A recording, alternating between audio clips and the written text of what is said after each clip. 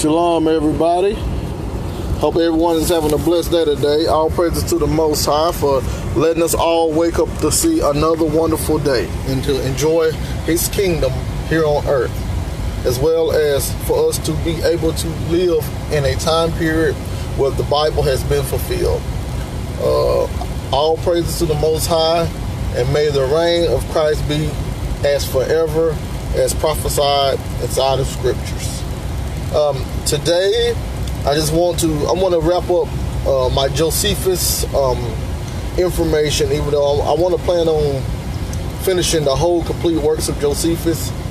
Man, it's about 70 or 80 hours of information in it, so it's hard to go through. I'm going to go through it, but I'm also going to move on to other things. I'm tired. I think y'all tired of seeing Josephus, so I'm going to move on to some other things, then I'll come back to Josephus later on. But now, I want to talk about, because a lot of people are still wrapped up in the covenant, which covenant we are in, and they want to bring the Mosaic law inside of the new covenant. So I want to go over a little bit more things said about the Mosaic law, as well as getting a little information dealing with the Mosaic law, because I don't think people actually go into it a lot. They just say they follow it. So I want to go into it a little bit and just read some of the things out of it. And let's see if people are really following this Torah like they say they are. But first, I want to build. Let's build a little bit. Let's build. So, first I want to start off in 2 Corinthians 3, and I want to read 7 through 9. Well, I can start at 6. Might well start at 4. All praises indeed, Miss Carolyn. I hope you like what you're going to hear, because it might get a little off in just a second.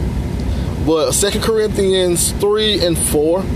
As such trust have we through Christ to Godward. Not that we are sufficient of ourselves to think anything as of ourselves, but our sufficiency is of God. Shalom, how you doing, Miss Barbara? I hope you're doing fantastic today. Hope everyone's watching that's going to come in and out is doing fantastic. I know I'm going to rattle or ruffle a few feathers, so let's see. Let's just keep it scriptural. All right, so now, verse 6. Who also hath made us able ministers of the New Testament. So this is the new covenant right here.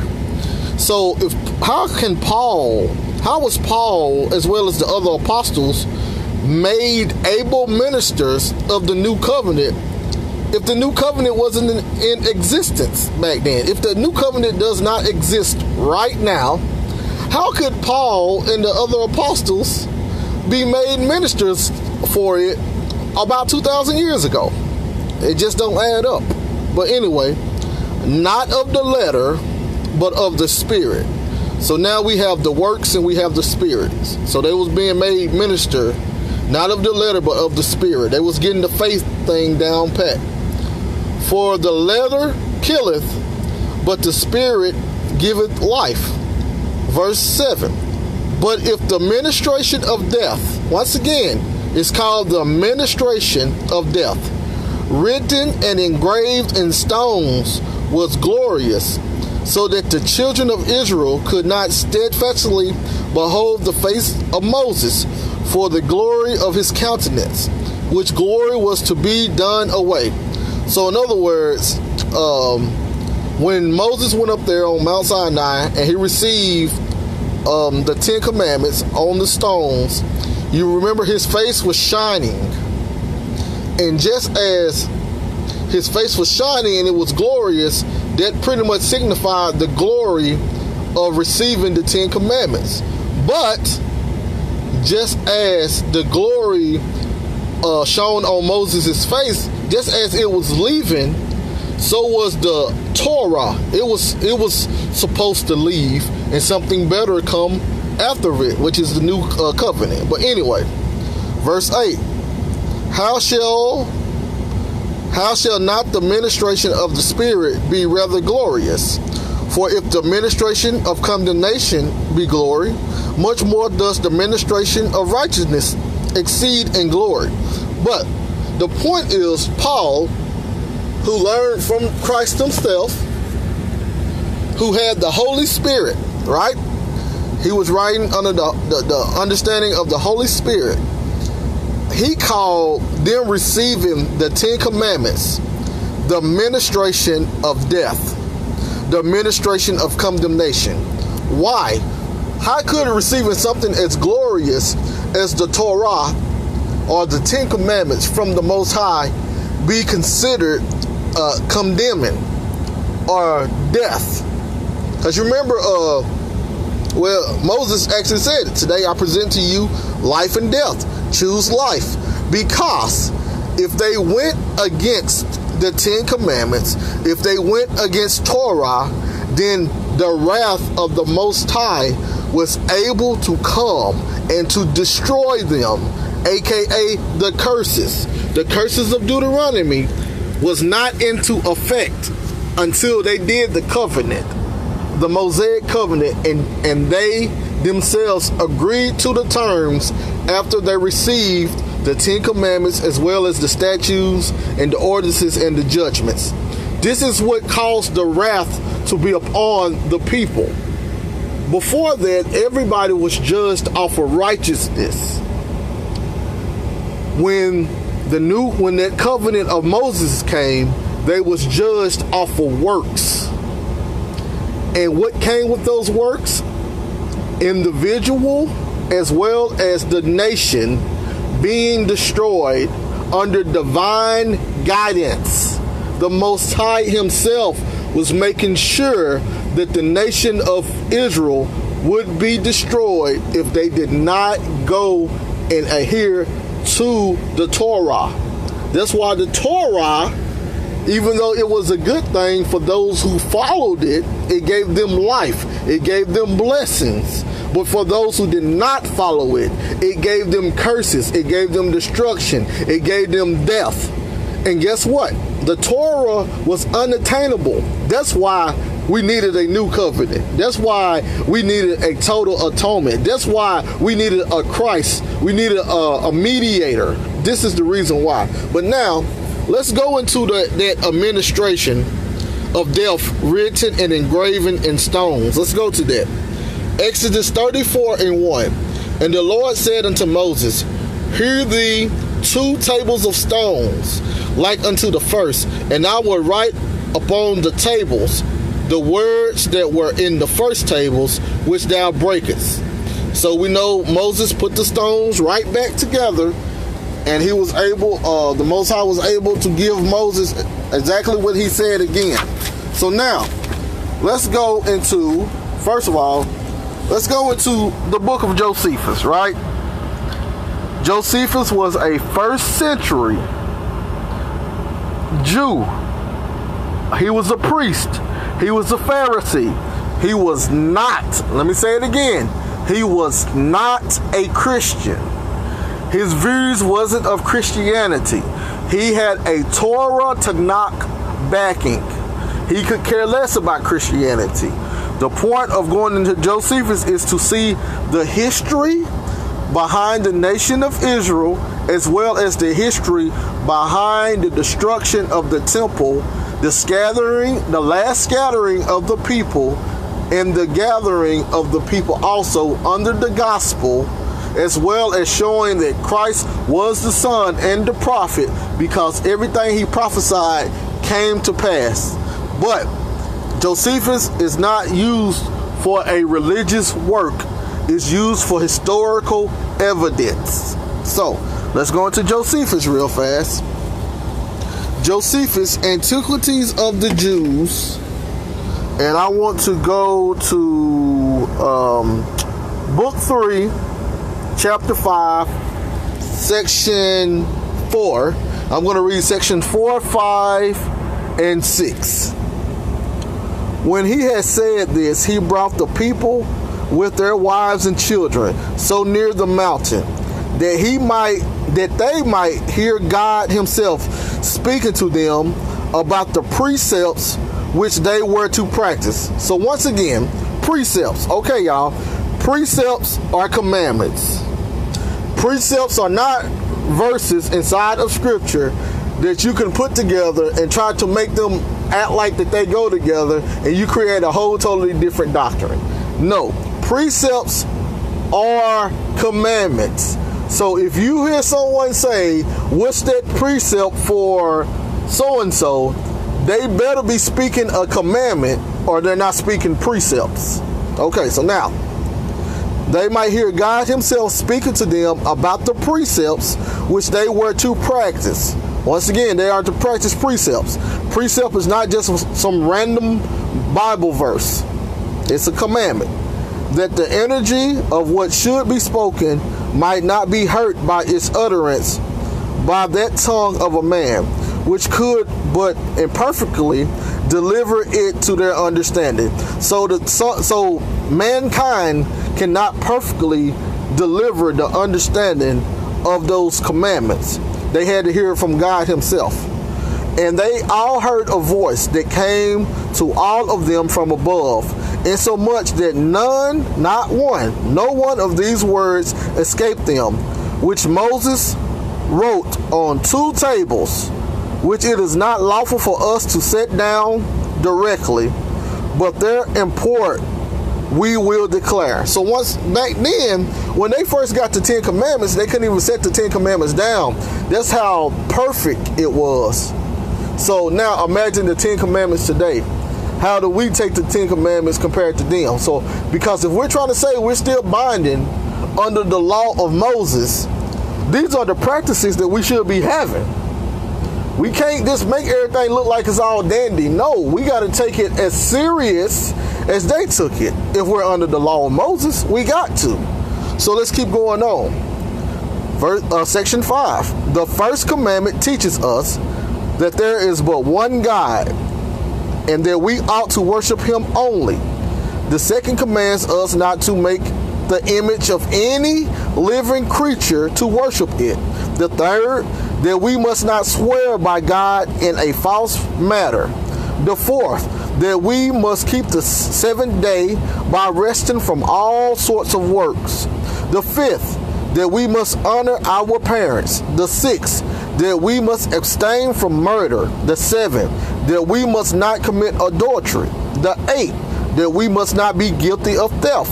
The ninth, that we must not bear false witness. The 10th, that we must not omit of the desire of anything that is another's. So now, these are the 10 commandments that Moses got on the mountain and came down from Mount Sinai and presented it to the people, and they also heard it firsthand from the Father. So, yes, the 10 commandments were perfect and they came directly from the Father. It just people had problems with those 10. And if we're under the Mosaic covenant, people are still having problems with it today. But when you hear people say laws, statutes, commandments, notice that there's only 10 commandments. Okay? The rest of them will be statutes or ordinances or judgments or part of the law, which now people are saying the law is everything combined, which once you read in the scriptures, you see eventually that they start classifying everything under the law. But when it first started off, they each was a different category.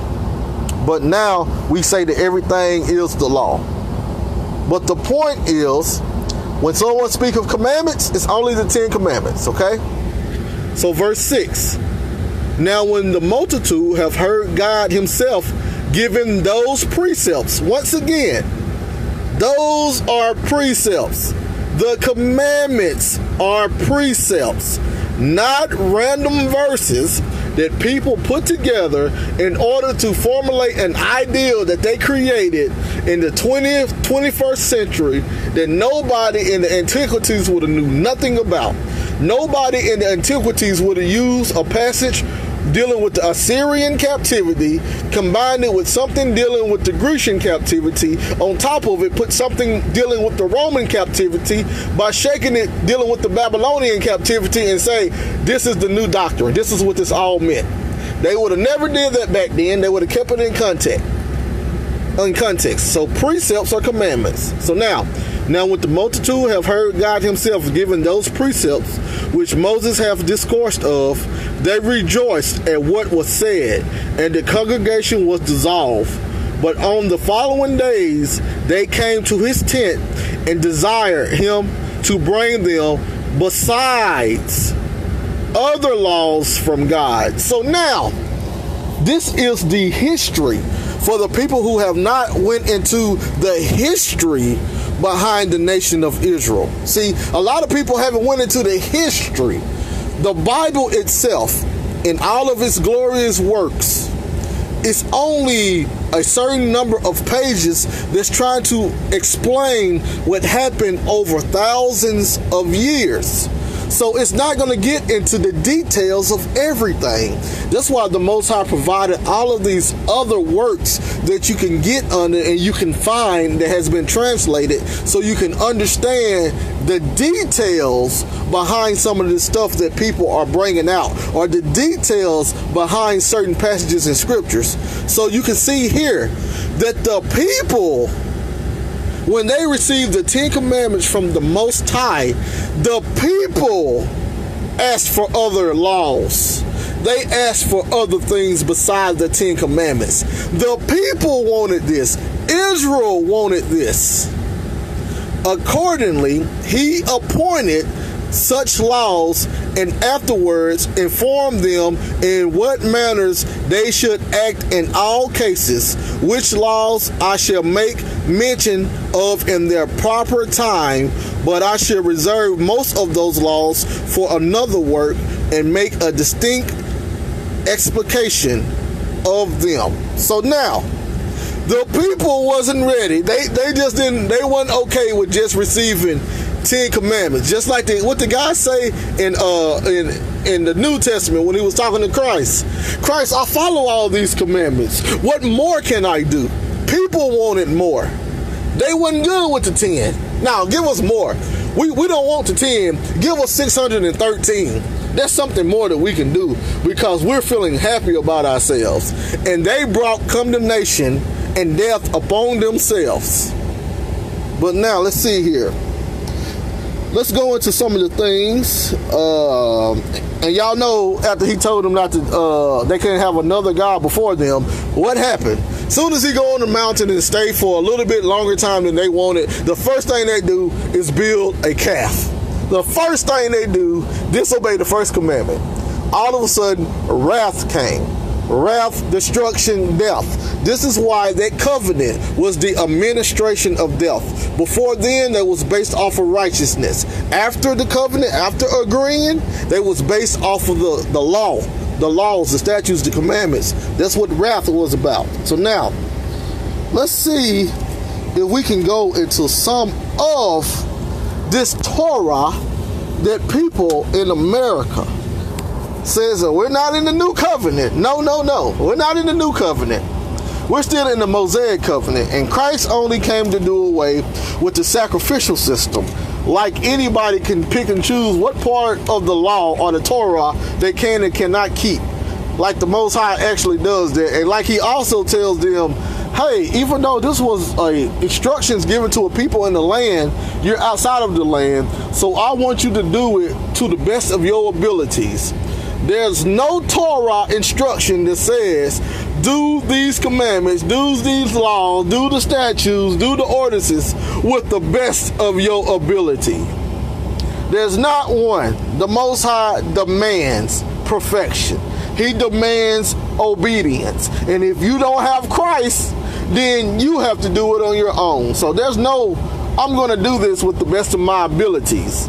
That's foreign to scriptures. That's something that people created in order to make them feel good, because they know they can't do the complete Torah. But anyway, let's keep going. Shalom, Mr. Kevin, shalom indeed. I'm finna go through some of, and I got it labeled the government. in the antiquities of the Jews. I put it as the government, because this is the governing body behind what Israel as a nation's supposed to be governed off of. So now, Antiquities of the Jews, book 4, chapter 8. I'm going to go to section, I guess I can start at 8 and work my way down. Let there be taken out of your fruits 1/10, besides that which ye have allotted to give to the priests and Levites. This you may indeed sell in the country, but it is used in those feasts and sacrifices that are to be celebrated in the holy city. Let me highlight that.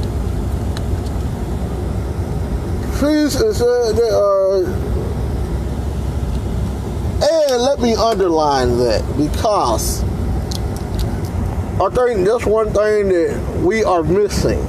First of all, for all my Torah followers, this you may indeed sell in the country, but it is to be used in those feasts and sacrifices that are to be celebrated in the holy city. For it is fit that you should enjoy those fruits of the earth which God gives you to possess, so as may be the honor of the donor. Amen. Amen, brother, indeed. So now, for my Torah followers, first of all, for my Torah followers that says we under the Mosaic covenant and we gotta do the law, this is the first thing that goes against us, which means wrath. This means that we're going against the Most High right here. Who has given a Levite? First of all, who even know who the Levites are today? First of all. So that's one problem from the get-go. Second of all, who are taking these fruits, these first fruits, and giving them to the Levites in order for them to sacrifice and to celebrate the holy festivals?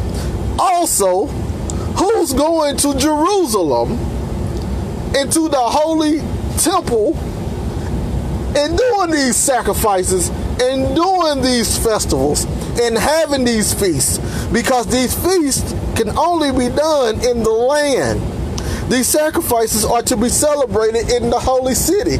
So now, first question, which one of y'all hopped on a plane, went over to Jerusalem, helped made a temple that the Most High gave of instructions on how to create, how to build, created a new Levitical priesthood, found the 12 tribes of Israel by genealogy, not guessing, but absolutely without a shadow of a doubt, knowing who they are, and going inside of the land and doing these feasts?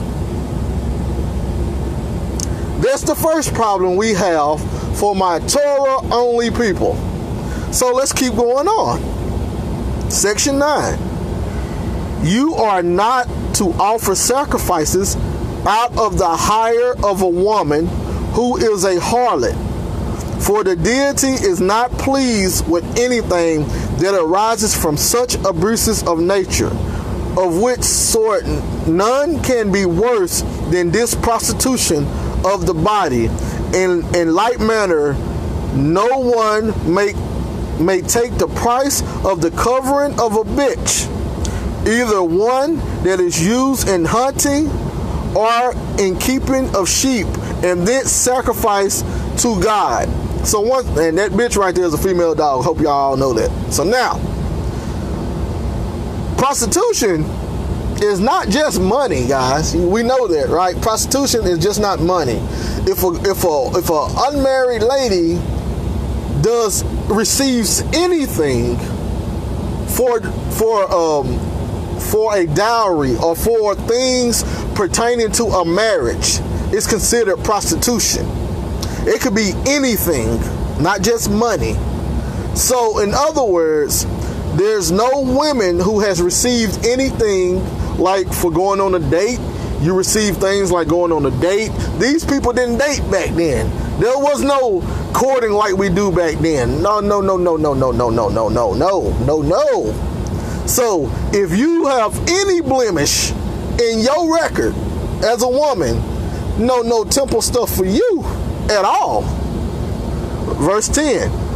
Let no one blaspheme those gods which other cities esteem such. No may anyone steal that with what belongs to strange temples, nor take away the gifts that are dedicated to any god. So for my people who like the Buddha stuff and like all of these other things, no, all of these peace bracelets. Hey, what about the rings? What about the rings that we give each other for marriage? What about those? All of that is pagan stuff. No, you can't have none of that. You cannot go inside the temple with none of that. You can't have no gifts that are dedicated to any gods. No. That ring right there was dedicated once a long time ago to the sun god. No rings for you. Verse 11. Let not any one of you wear a garment made of woolen and linen, for that is appointed to be for the priest alone. So now we got to do clothes checks. You can't have woolen and linen unless you're a priest. So now we got to find the priest and find out if the priest have on the woolen and linen, because this is designated for you, and then for everybody else you can't have wool or linen. Period. Point blank. Period. At all. You can't have it. A lot of people know that though. When the multitude are assembled together into the holy city for sacrificing every 7 years at the Feast of Tabernacles, let the high priest stand upon a high desk whence he may be heard, and let him read the laws to all the people. And let neither the women nor the children be hindered from hearing, no, nor the servants neither. So now, who has done this? Which one of us has went into the holy city every 7 years, had the Feast of Tabernacles inside of Jerusalem, and heard the entire law being read to us every 7 years? These are things that you must do. This is not a do it with the best of your abilities things. No. This is a must. This was a must. You must do this. Shalom, Mr. Lee. Shalom indeed. I know I'm going to ruffle some feathers for all my people that, we're under the Mosaic law. We still got to follow the law. I follow the law. Well, let's see if you follow the law or not. You say you follow the law. I hear you say it all the time. But nobody actually goes inside of the law and read the law to see if you're following it. I just got to take your word for it. Not today. Today we're going to see if you're actually following the law today. So now, let's see here.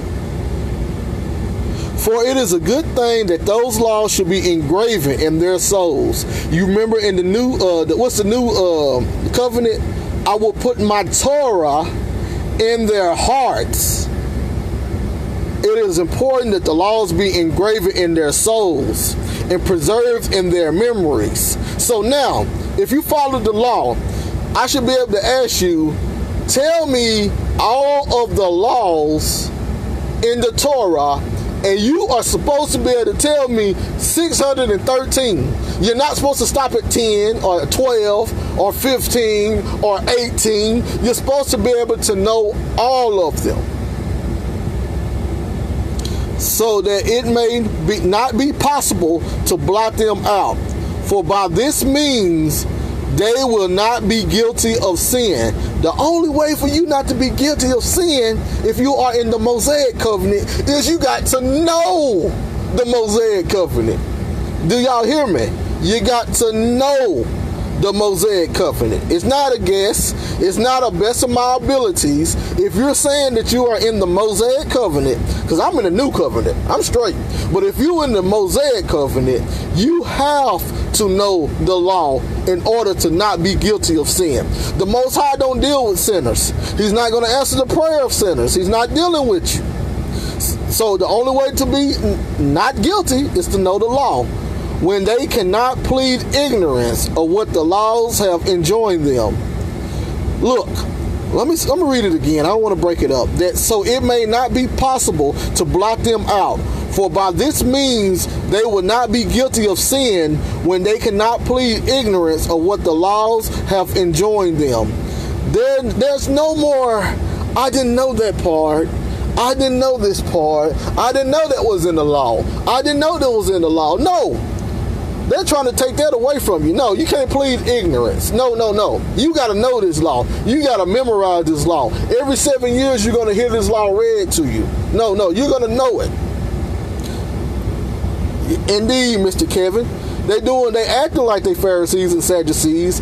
But the problem is the Pharisees and the Sadducees knew the law. They might have not understood it, but they knew it. These people act like they know it. And they don't even know it. They just say they do. They read 10 Commandments talking about, I know all of it. No. Look, these laws also will have a greater authority among them as foretelling what they will suffer if they break them, and imprinting in their souls by this hearing what they command them to do. This law is the authority in the Mosaic covenant. This law bears witness to either life or death, the wrath or the freedom. This is what this law does. You have to know this law, all 613 bits and pieces of it. You can't just go to number 2 and 3 and talk about something you know it. That so many there may always be it always got to be within their minds. Look, the law always had to be within their minds. The intention of the laws which they have despised and broken, and have thereby been the causes of their own mischief. So they had to memorize the laws in order for there to be no no excuses. If you broke the law, you did it on your own accord because you knew the law.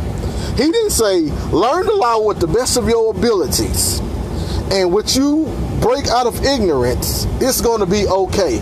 No, that's not what the children of Israel was commanded to do. So if you're under the Mosaic covenant, it's about time for us to start studying again. Let the children also learn the ways as the first thing they are taught. The first thing the children are taught were the laws. How many people are doing that today? Are you setting your 2, 3, 4, 5-year-olds down and going through the 613 plus sections of the Mosaic covenant, since you're telling me you're doing the Mosaic law? You're telling me you're in the Mosaic covenant. You're telling me that I'm wicked and I'm wrong because I say I'm in the new covenant under Christ. No, brother. I'm supposed to be doing these laws, statutes, and commandments. So, are you doing what is commanded? Are you sitting down with your children and breaking out all 613 plus sections and making sure your children know this? Because this is the first thing they're supposed to be taught. Are you doing this? Are you doing this? Have you did this yet? Have you did this? Which would be the best thing they can be taught. Look, the best thing they can ever be taught. Not mama or dada or how to count or how to do this, how to build a boat, none of this stuff. No. The best thing that a child under the Mosaic covenant can be taught is the law. Is the law. That's the best thing you can be taught. You need to be taught, like y'all saying, you need to be taught this agriculture.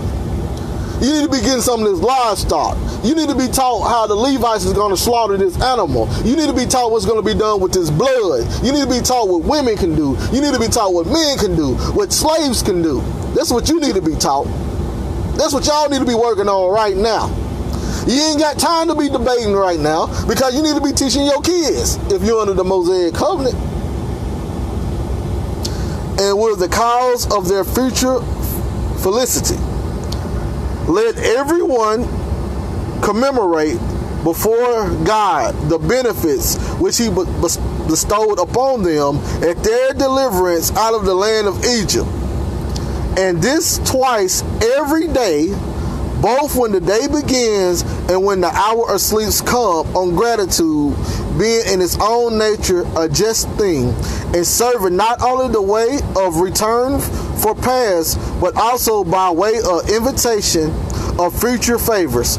So have y'all taken twice a day, every single day? Are y'all telling the Most High, thank you for all of the things that you did, all of the benefits you have gave us since we have been delivered out of the land of Egypt? Have you taken the side of your day? You know, meanwhile, instead of the right, my brother, they don't have the art. Right, my brother, indeed. But have you taken the part of your day, instead of the cussing, downgrading women, telling people how wicked they are, trying to have people in fringes? Have you taken the time to tell the Most High how thankful you are for him bringing you out of Egypt, or your forefathers out of Egypt? Have you did that twice a day, every single day, since you're following the law? And this is commandment. This is a commandment. This is commanded in the law. Have you did that? Have you did it today? Did you do it yesterday? Are you really doing the law, or are you just saying you're doing the law because it sounds good to people? This is what we're missing in our community. We don't have action. We say stuff, we talk stuff, but where's the action? Where's the proof? Let's keep going.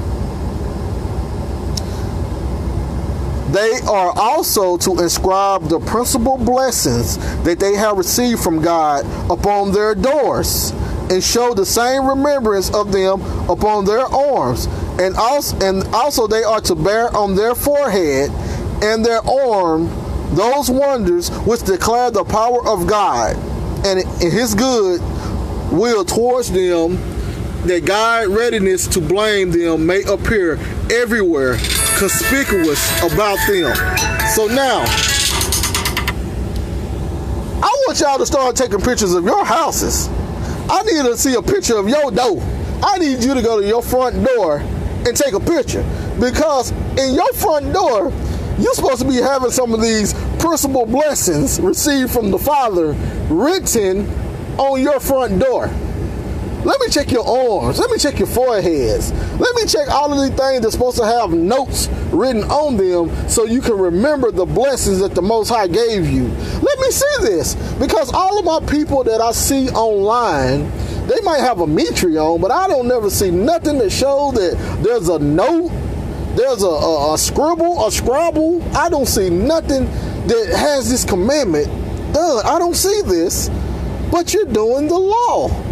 Don't you understand that if you're violating any of this stuff, the Most High has no chance but to give you wrath, because our forefathers agreed that we would do all of this, and if we don't do this, punish us, Father. Please punish us. These are holy things that we're supposed to do. So if you're not in the new covenant under Christ, then what are you doing? Because y'all are bringing wrath unto the nation. It ain't the white man. It ain't the whoever you want to call Esau, which we know the Edomites are black, but it ain't none of them. It ain't Japheth. It ain't Ham. It's Shem.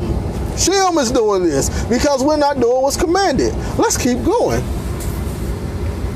Verse 14, let there be 7 men to judge in every city, and these such as have been before most zealous in the exercise of virtue and righteousness.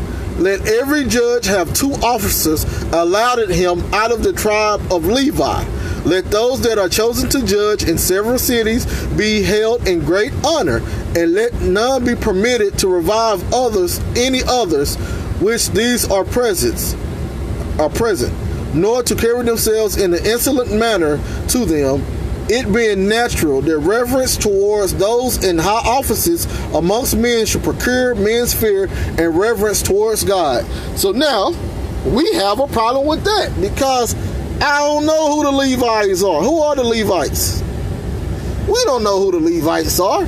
So how can we effectively do that? First of all, who are going to be the 7 men to judge every city? First of all, I would like to know who that is because we got a lot of wicked people today. And these people got to have virtue and righteousness. Not with all this cussing and condemning the white man and cussing out everybody every time you see somebody that disagrees with you. No, I don't think we're going to be able to find 7 righteous to go to every city. And if we do, I don't know if we're going to be able to find 2 Levites. So let's keep going. Let's see here.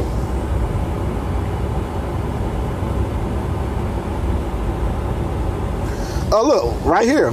But if these judges be unable to give a just sentence about the causes that become before them, which case it is not unfrequent in human affairs, let them send the cause undetermined to the holy city, and there let the high priest, the prophet, and the Sanhedrin determine as it shall seem good to them. Now, that's right, Brother Kevin, indeed. Indeed, Brother Kevin. But now I want to know, how are we going to do this?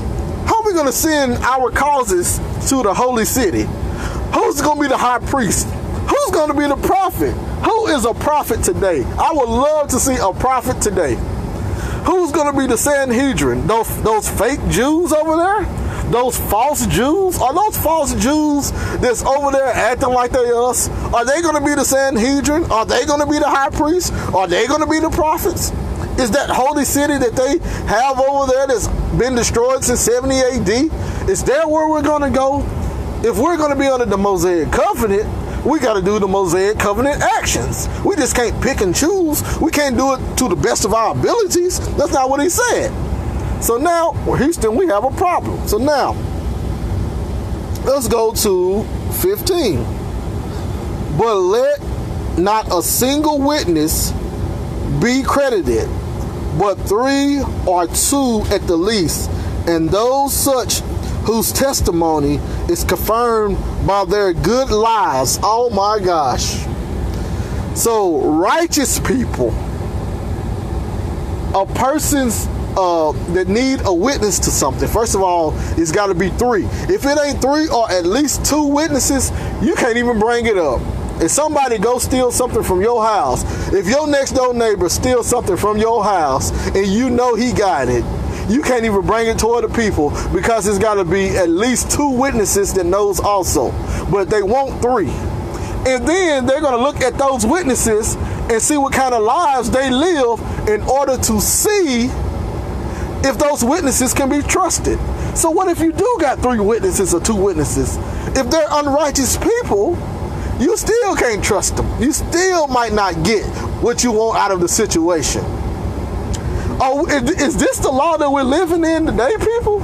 Is this what we're doing today? Mr. and Mrs., I follow the law of Moses. I follow the law. Oh, okay, well, let's see here. But let not the testimony of women be omitted on account of the levity and boldness of their sex. You better hope it was no women around you, because if you only have women for witnesses, you can't listen to them. Oh, no. We remember, Israel as a whole, it was a very, very, very male-oriented place. No, women. And I see a lot of women today, Torah only, Tanakh only. I see it in all of its glory. Do y'all want to live it? Because right here, it says that your testimony is not valid. It's not validated. So, have you read this part of it? And now, it was something the Most High gave this for a reason. Obviously, he had a special thing about the women and their what they call it, boldness. You know, some of them are fierce. Some of them are built on emotions. So the Most High understood this, dealing with the covenants. But in this covenant that y'all love dearly and truthfully, you gets no say-so. Your testimony gets thrown away. So I hate if something bad happens to a woman and there's no men around to see it, to witness it. That's it. Nor let servants be omitted to give testimony on account of their ignobility of their soul, since it is probable that they may not speak truth, either out of hope of gain or fear of punishment. So if you are a slave, so yes, first of all, this shows you that the nation of Israel had slaves. Or, my bad, what we call servants. We call them slaves today, they call them servants. Which, you know, can and cannot be the same thing. It's pretty much how you treat them. But it shows, let me rephrase it, it shows that they had some servitude going on back then. And if you were suffering in servitude and you witnessed something, your testimony was considered trash also, because you might have got paid for that testimony.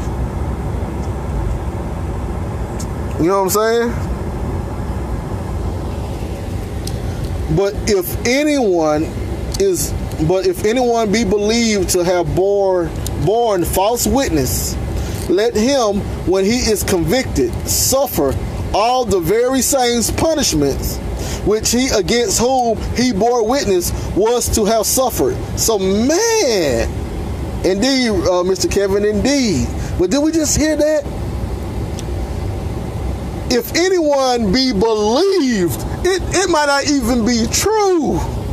If you put witness against somebody and it's true, but people say that with their evidence, say that you didn't see what you really said you saw and you're lying. You're bearing false witness, even though you might be saying some truthful stuff, even though you might be 100% true. This is based on a court situation. So if you're considered guilty, you get the punishment also that the person that you would have so-called borne false witness on. Is this the law that you're living under? This what you're living under? This what you're living under? That's what y'all say. If a murder be committed in any place, and he that did it be not found, nor is there any suspicion upon one, as if he had hated the man, and so had killed him, let there be a very diligent inquiry made after the man, and rewards proposed to anyone who will discover him. But if still no information can be procured, let the magistrates and senate of those cities that lie near the place in which the murder was committed assemble together and measure the distance from the place where the dead body lies. Then let the magistrates of the nearest city thereto purchase a heifer and bring it to a valley, and to place therein where there is no land plowed or trees planted, and let them cut the sinews of the heifer. Then let the priests and Levites in the senate of the city shall take the water and wash their hands over the head of the heifer, and they shall openly declare that their hands are innocent of this murder. I haven't never seen that done. So when y'all start doing that, let me know, please. Because there's a lot of unsolved murders today. So when y'all start doing that, since it's required, please let me know.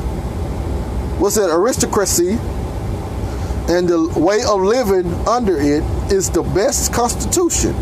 And may you never have any inclination to any other form of government. And may you always love that form and have the laws for your governors, and govern all your actions according to them. For you need no supreme governor but God. So in other words, it's still a wanting man to govern over you. Let these laws govern over you. But he tell them, but you shall desire a king. Let him not be one of your own nation. Let him always be careful of justice and other virtues perpetually. I'm sorry, he said, let him be one of your own nation. Sorry. And then, he was not to have a great number of wives, nor abundance of riches, nor a multitude of horses. So we remember that already. Right here. He that plants a piece of land, the trees of which produce fruits before the 4th year, is not to bring thence any first fruits to God, nor is he to make use of that fruit himself. For when it is not produced in its proper season, for when nature has a force put upon her at an unseasonable time, the fruit is not proper for God, nor for the master's use. But let the owner gather all that is grown on the 4th year, for then it is in its proper season, and let him that hath gathered it carry it to the holy city, and spend that together with the tithe of his other fruits, in the feasting with his friends, with the orphans and the widows. But on the 5th year, the fruit in his own, and he may use it with as he pleases. So first of all, who's keeping track of all of this time? I need to see you guys that's taking track and keeping track of these first years, these 5th years, these 7th years, these jubilees. I need to see the person who's keeping track of all of these things, because it's required. It's in the law of Moses. You're telling me you're doing the law of Moses, so I need to see who's doing this. I would like to talk to these persons or these people and tell me how you're doing it. Please. And I still want to know how you're going into the holy city giving your tithes. Yeah, but look, the seeds also are to be pure and without mixture, and not to be compounded of 2 or 3 sorts, since nature does not rejoice in the union of things that are not in their own nature alike. Nor are you to permit beasts of different kinds to gender together, for there is a reason to fear that this unnatural abuse may extend from beasts of different kinds to men, though it takes the first rise from evil practices about such smaller things. In other words, all different kinds of beasts, all different type of male beasts were not supposed to be together. They were not supposed to work together. They were not supposed to gender together. Because once you start doing that, guess who comes next? Mankind. Now you remember, Israel was not supposed to be mingling with the other nations. So, how many of y'all do that today? Huh? How many of y'all have a male fish and a male dog? How many of y'all have these different type of animals of the same gender being around each other? I mean, who does that today? I know some of y'all do, and y'all say that y'all are y'all doing the Mosaic law.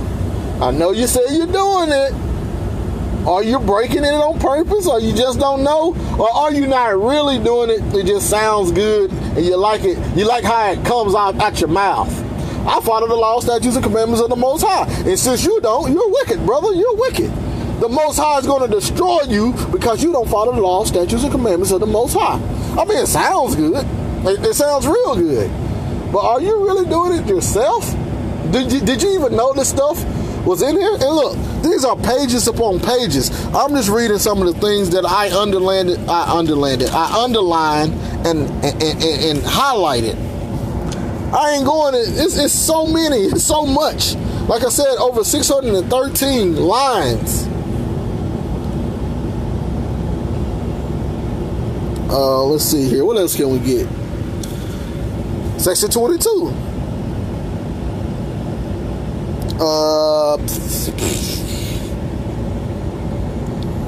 Beside those 2 tithes, which I have already said you are to pay every year. First of all, is everybody doing that?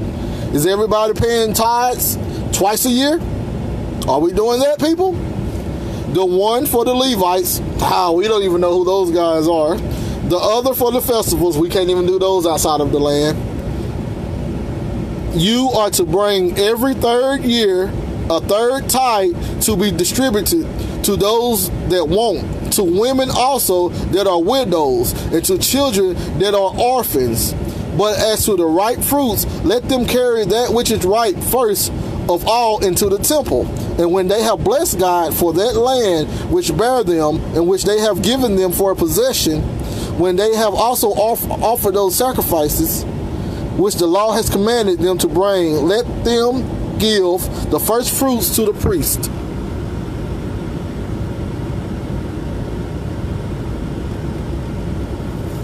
Indeed, brother, indeed. Amalgamation. Brother Pedro, he has a great vocabulary. I heard the brother talk the other day. My Mississippi brother. He has a great vocabulary. But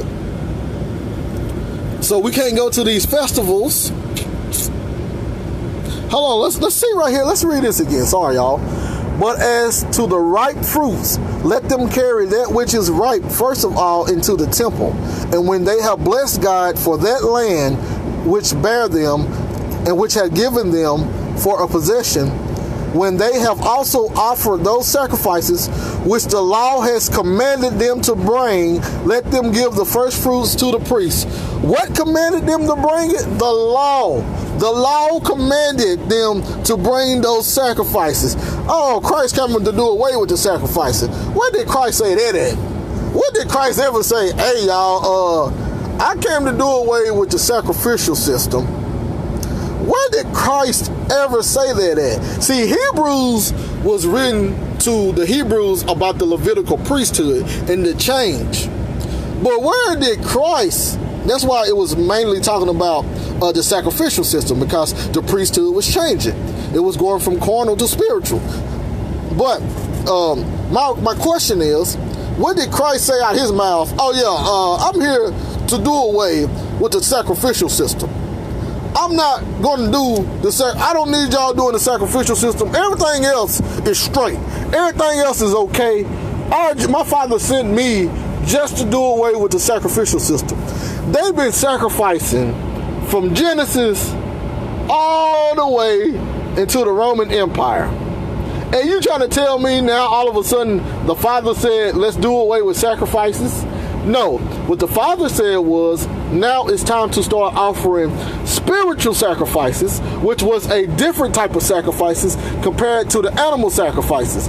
But what people don't understand is the sacrificial system, it was more than just trespass offerings. You had your Thanksgiving offerings. You had your peace offerings. You had your free will offerings. So you had, then you had your Shabbat offerings. Then you had the sacrifices to deal with the feast days. So all of it wasn't about sin.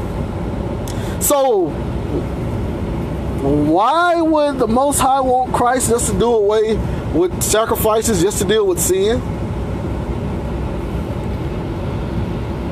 I don't know. But it sounds good, though. It sounds good. It sounds like something we can do. It does sound good. But now, let's keep going. They had delivered them from injurious treatment that they had in Egypt and had given them a good land.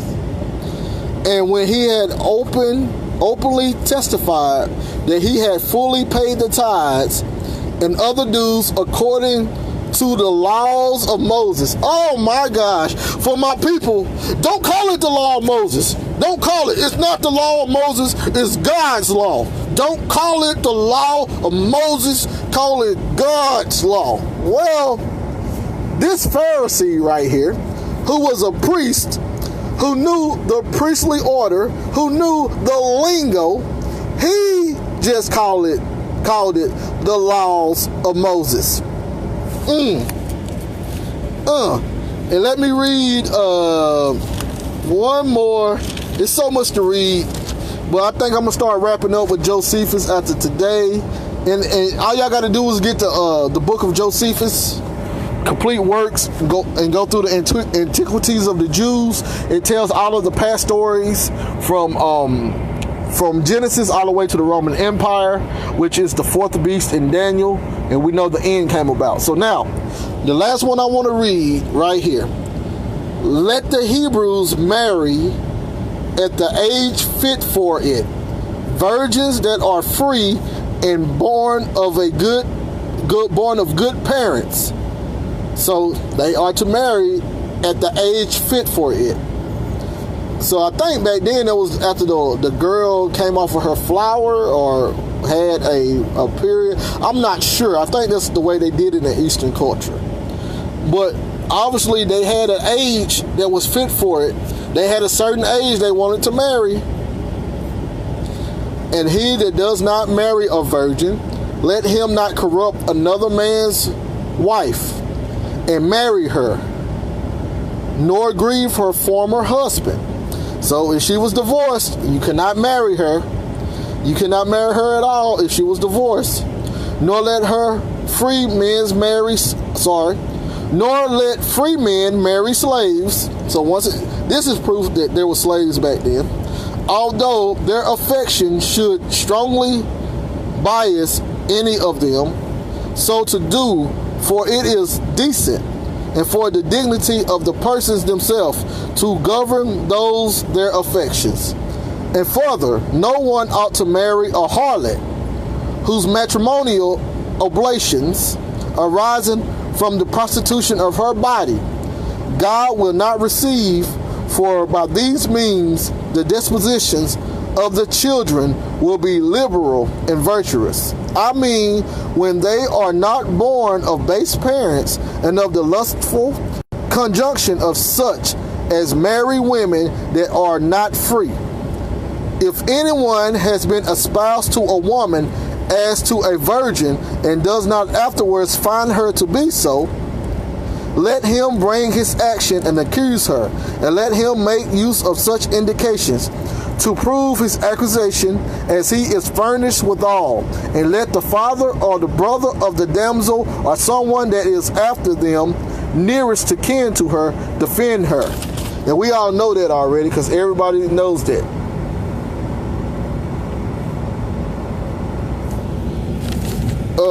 Let's see.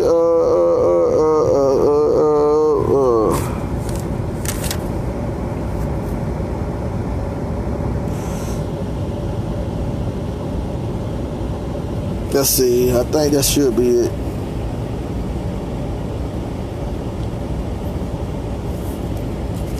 Yeah, I think that's gonna be it. It's other things. I guess.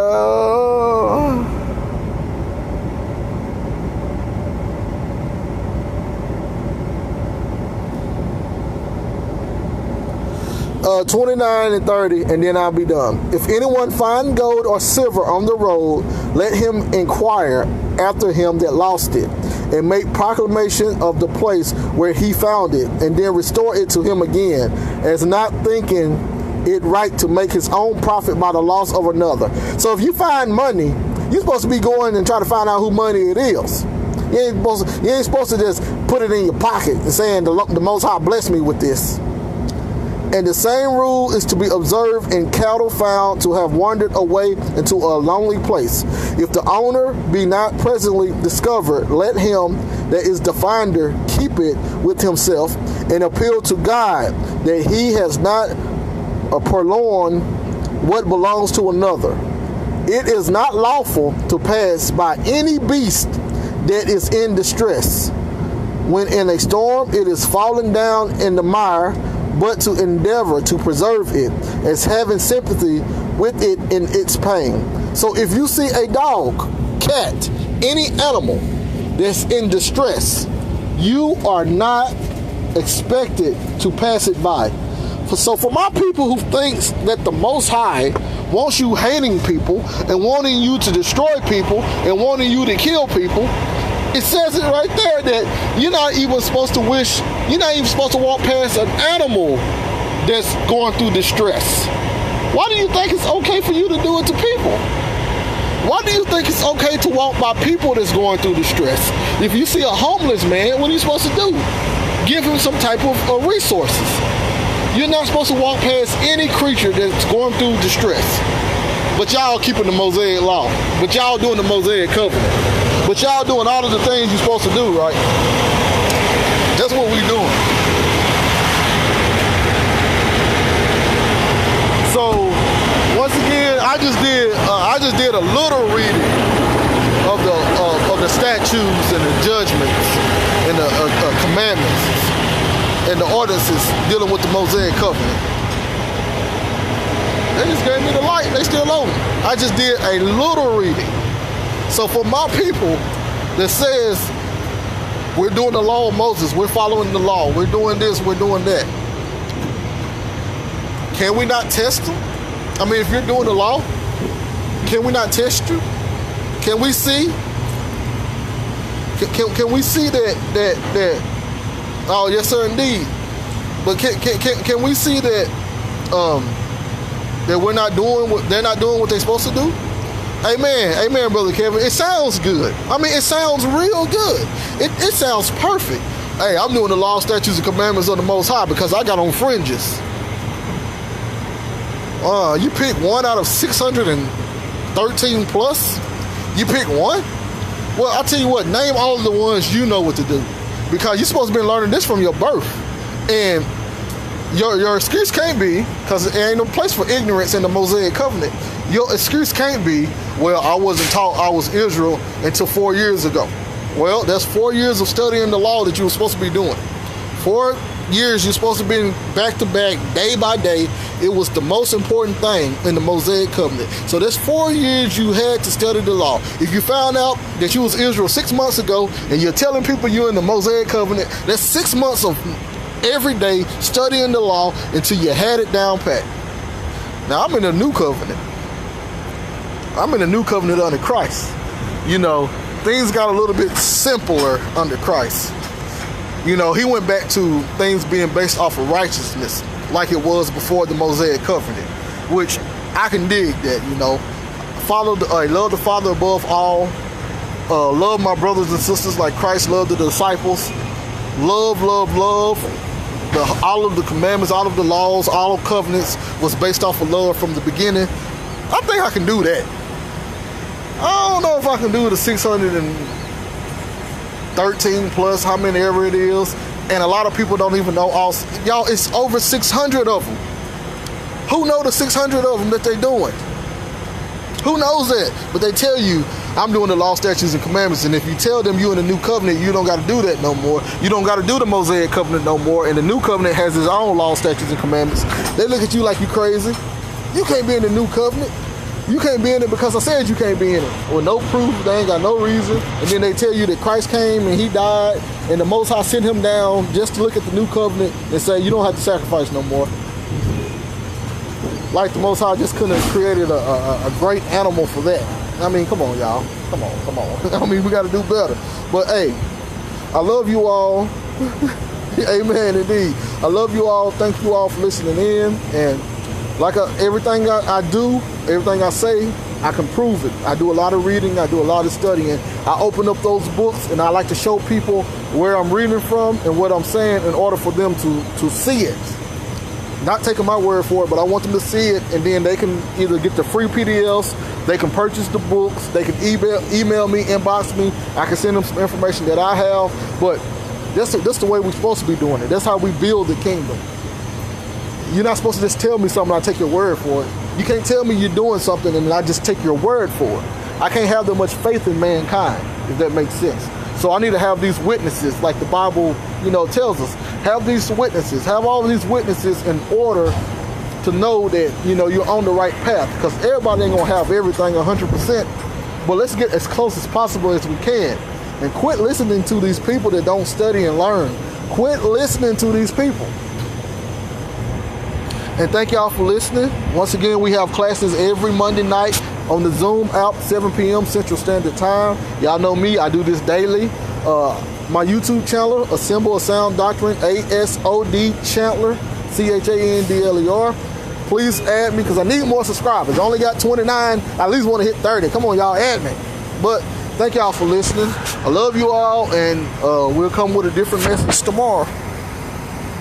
Indeed, and Brother Pedro, Brother Kevin, Sister Barbara, Brother Lee, and the new sister that's on, she haven't said nothing.